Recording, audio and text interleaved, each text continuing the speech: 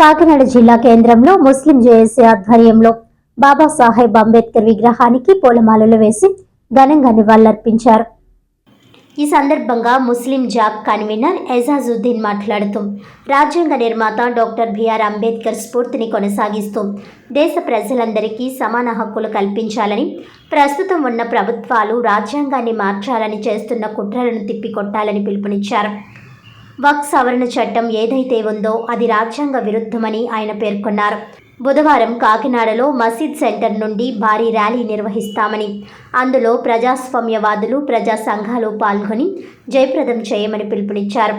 ముస్లిం ఆలోచన పరుల వేదిక కన్వీనర్ హాసన్ షరీఫ్ మాట్లాడుతూ బాబాసాహెబ్ అంబేద్కర్ అందరివాడని, ఆయన ఒక సామాజిక వర్గానికి చెందినవారు కాదని అన్నారు. ఆయన ఇచ్చిన రాజ్యాంగాన్ని కాపాడడంలో ముందు వరుసలో ఉండేది ముస్లింలేనని పేర్కొన్నారు. దేశ స్వాతంత్ర్యం కోసం ప్రాణాలను కూడా లెక్క చేయకుండా ఎలా అయితే పోరాటం చేశారో ముస్లింలు అలానే ఇప్పుడు రాజ్యాంగాన్ని కాపాడుకోవడానికి వెనుకడబోమని అన్నారు. ఈ కార్యక్రమంలో రాష్ట్ర మాజీ వక్ఫ్ బోర్డు డైరెక్టర్ అబ్దుల్ బషీరుద్దీన్, అక్మల్ హుస్సేన్, అహ్మద్, ఫరూక్, గులాం రసూల్, ఖాజా తదితరులు పాల్గొన్నారు. ఈరోజు భారత రాజ్యాంగ నిర్మాత బాబాసాహెబ్ అంబేద్కర్ గారి జయంతి సందర్భంగా కాకినాడలో ఉన్న ముస్లిం ప్రజలందరూ కూడా, ముస్లిం సంఘాలందరూ కూడా అంబేద్కర్ గారికి పూలమాల వేసి నివాళులు అర్పించడం జరిగింది. ప్రథమంగా ఈ రోజు మేము చెప్పదలుచుకుంది ఏమిటంటే, అంబేద్కర్ అనే వ్యక్తి, అంబేద్కర్ అనే ఒక సమూహం, ఆయన ఎవరికి సొంతం కాదు, అని అందరికీ చెందినటువంటి వ్యక్తి, కేవలం ఒక వర్గానికి చెందిన వ్యక్తి కాదు.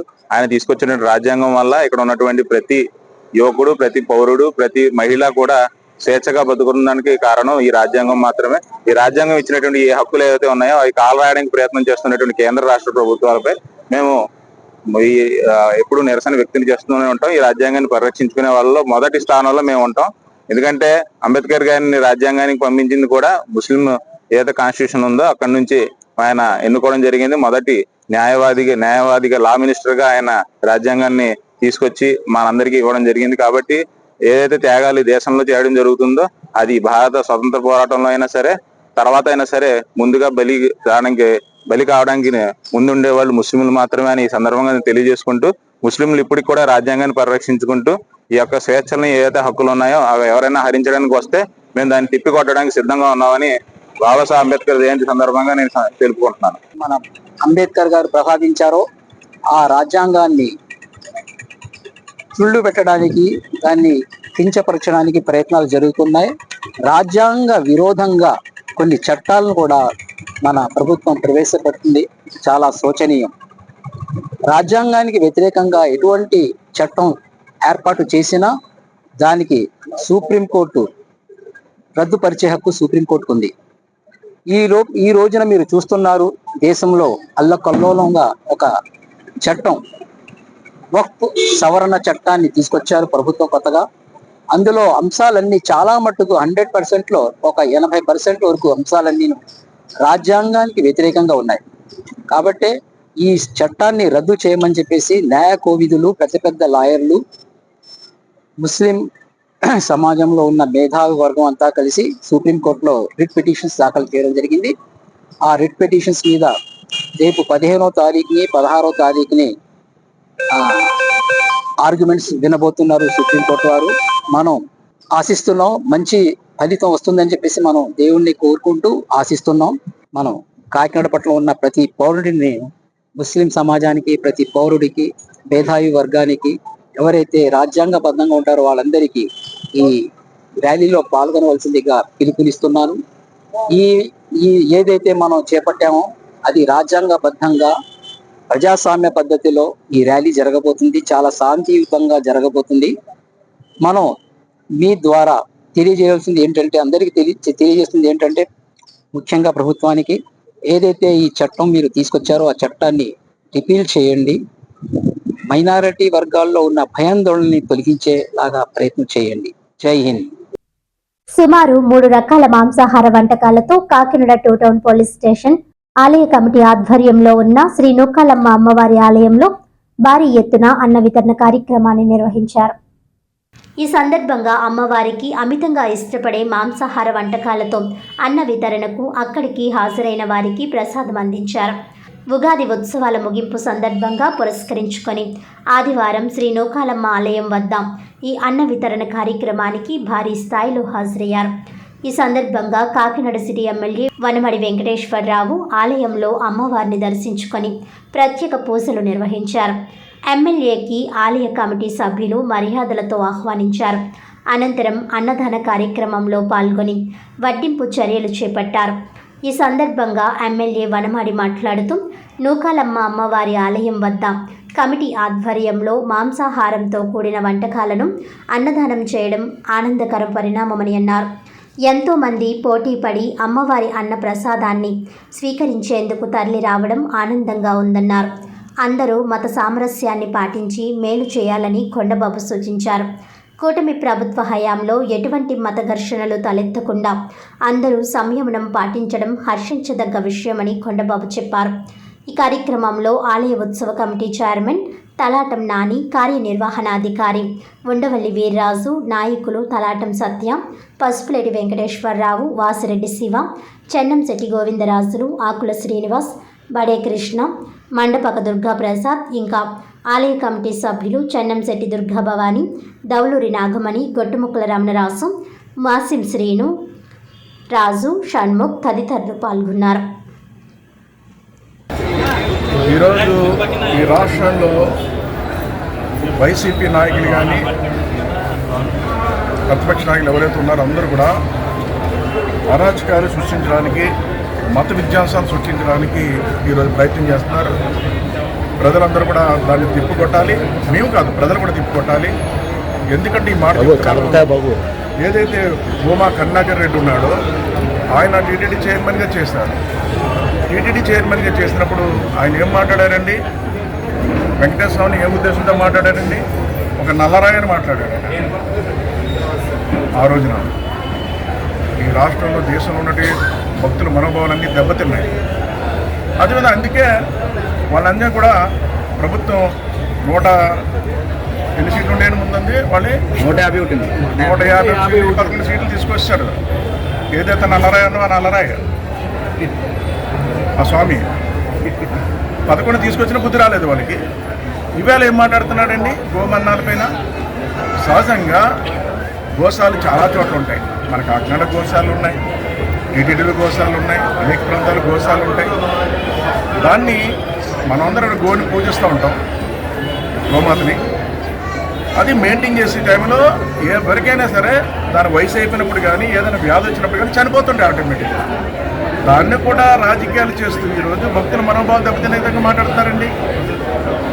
ఏంటండి అంటే తిరుపతిని ఏదోలాగా అక్కడ విధ్వంసాలు సృష్టించి ఈరోజు లబ్ధి పొందామని చూస్తున్నారు. భక్తులారా, ప్రజలారా, మీరందరూ ఆలోచించాలి. ఈ రాష్ట్రంలో మత సామరస్యాన్ని కాపాడుతూ, హిందూ దేవాలయాన్ని కాపాడుతూ ముందుకెళ్తున్న ప్రభుత్వం ఇది. ఈరోజు ఇలాంటి తప్పుడు ప్రచారం చేసేవాళ్ళ కోసం మీరందరూ కూడా, ప్రజలు కూడా, మీరు కూడా బయటకు రావాలి, మాట్లాడాలి. ఇటువంటి వ్యక్తులకి సరైన బుద్ధి చెప్పాలని మీ ద్వారా తెలియజేసుకుంటూ, ఈరోజు ఎవరు నమ్మే పరిస్థితులు లేరు. మీ మాటలు కూడా ఎవరు కూడా మీరేదో చెప్తారు తప్ప నమ్మే పరిస్థితులు కూడా లేరు ఈ రోజున. అయినా చెప్పవలసిన బాధ్యత మాకు ఉంది ఈ రోజున, అందుకే చెప్తున్నాం. ఈరోజు నూకాలమ్మ వారు జాతర మహోత్సవం ముగించిన సందర్భంలో సూర్యారావుపేట నూకాలమ్మ గుడి వద్ద శాసనసభ్యులు కాకినాడ వనమడి వెంకటేశ్వరరావు గారు ఆధ్వర్యంలో కమిటీ మెంబర్స్ 14 మంది కమిటీ మెంబర్లు, ఒక చైర్మన్ తలాటం నాని అన్న నేను ఈరోజు ఉత్సవాలు ముగిసినాయి. ఈరోజు అన్నదాన కార్యక్రమం తలపెట్టాం. అది మేము అనుకున్న దానికంట చాలా బాగా జరిగింది.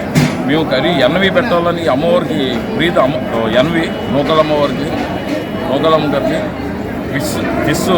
Fish fry, chicken curry, prawns biryani, sweet, పెరుగు, రసం వేసి అందరూ కూడా మేము ఎంతమంది అనుకున్నాం అంతగా రెట్టింపు జనాలు వచ్చారు.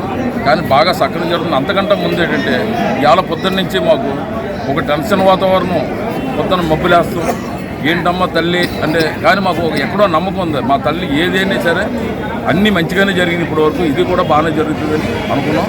అలాగే సక్కగా జరిగింది, అన్ని రకాలు జరిగినాయి.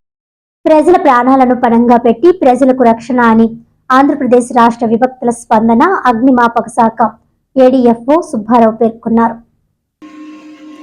ప్రజల జీవన రక్షణతో పాటు ప్రజల ఆర్థిక రక్షణ కోసం తమ ప్రాణాలను పణంగా పెట్టి రక్షణ కల్పిస్తున్న ఘనత అగ్నిమాపక సిబ్బందిదేనని ఆంధ్రప్రదేశ్ రాష్ట్ర విభక్తుల స్పందన అగ్నిమాపక సేవల శాఖ ఏడీఎఫ్ వి సుబ్బారావు పేర్కొన్నారు. సోమవారం కాకినాడ జిల్లా అగ్నిమాపక కార్యాలయం వద్ద ఈ నెల 20వ తేదీ వరకు నిర్వహించే అగ్నిమాపక వారోత్సవాలను సోమవారం జిల్లా కలెక్టర్ షాన్మోహన్ సగిలి, అగ్నిమాపక అధికారి సుబ్బారావు ప్రారంభించారు. ఈ సందర్భంగా సుబ్బారావు మాట్లాడుతూ అగ్ని ప్రమాదాలు, ప్రకృతి విపత్తులు, ఇతర విపత్తులు సంభవించినప్పుడు అగ్నిమాపక శాఖ చేసే కార్యక్రమాలు చాలా సాహసోపేతంగా ఉంటాయని అన్నారు. ప్రజలకు భద్రత కల్పించడమే కాకుండా ప్రజల ఆస్తులను కాపాడడం జరుగుతుందని తెలిపారు. అగ్నిమాపక సిబ్బందికి ప్రజలందరూ సహకరించాలని కోరారు. ఏదైనా ప్రమాదం జరిగినప్పుడు దానిని నివారించడం కంటే ప్రమాదం జరగకముందే ఎటువంటి విధి విధానాలు పాటించాలి, ప్రమాదాలు జరగకుండా ప్రజలు తీసుకోవాల్సిన జాగ్రత్తలపై ప్రజలకు అవగాహన కల్పించాలని ఆయన సూచించారు. ఈ కార్యక్రమంలో అగ్నిమాపక అధికారి యేసుబాబు తదితరులు పాల్గొన్నారు.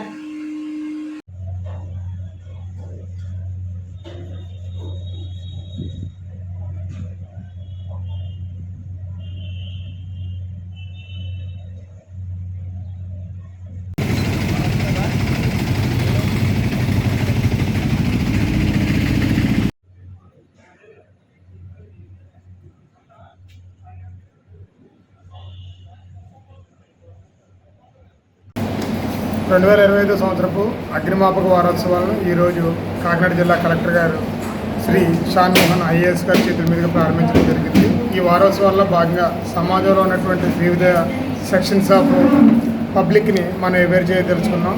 ఈ అవేర్నెస్లో భాగంగా ఫైర్ సర్వీస్ అందించేటటువంటి సేవల గురించి, ఫైర్ని మనం ప్రాథమిక దశలో ఉన్నప్పుడు అదుపు చేసినట్టయితే వచ్చేటటువంటి లాభాల గురించి, అసలు ఫైర్ అగ్ని ప్రమాదంగా మారకుండా తీసుకోవాల్సినటువంటి జాగ్రత్తలు తీసుకుంటే ఏ విధంగా మనం లాభాలు పొందాలి అనేటువంటి విషయాలన్నీ కూడా పబ్లిక్ వివరించే కార్యక్రమాలన్నీ కూడా ఈ వారం రోజుల పాటు మనం చేపట్టడం జరుగుతుంది.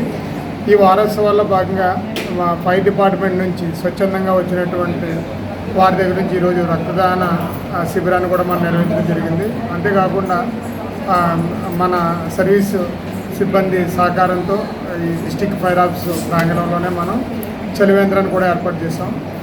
ఈ వారోత్సవాల సందర్భంగా డిపార్ట్మెంట్ చేయాల్సినటువంటి ఇంకా డెవలప్మెంట్ యాక్టివిటీస్ గురించి మన కలెక్టర్ గారు కొన్ని సూచనలు చేశారు. దాని ప్రకారం మనం ముందుకెళ్ళగలుగుతాం.